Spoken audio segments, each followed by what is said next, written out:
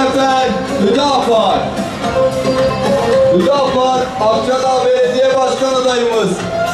Akçadağ Belediye Başkan adayımız Sayın Hamdi Şahin sizleri saygı ve muhabbetle selamlıyor.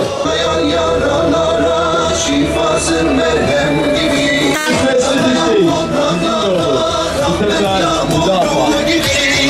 Hüdapar Büyükşehir Belediye Başkan adayımız Sayın Mehmet İşler Dönmezen sizleri saygı ve muhabbetle selamlıyor. Şahanesi, rehbersi insanlığa, mazlumlar sesi. Şifasın merhem gibi. Dürüst siyaset bizimle olur. Bu sefer Hüdapar. Hüdapar Akçadağ Belediye Başkan adayımız. Hüdapar Yeşilyurt Belediye Başkan adayımız Sayın Şahin Arslan sizleri saygı ve muhabbetle selamlıyor. Dürüst siyaset bizimle olur. Bu sefer Hüdapar.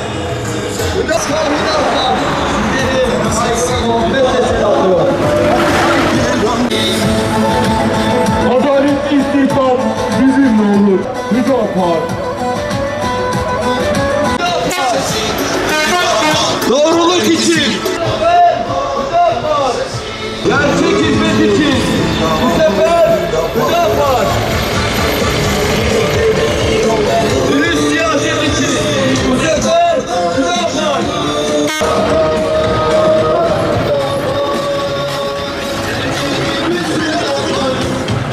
Hüdapar.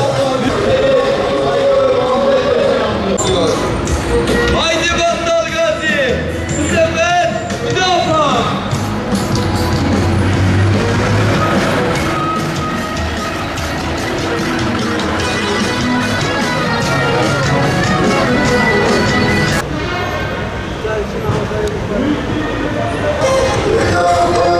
Yalansız siyaset bizimle olur.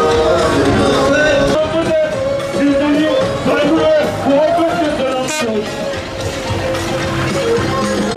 Bu sefer Hüdapar. Kayılmasız eşit hizmet haberle selamlıyor.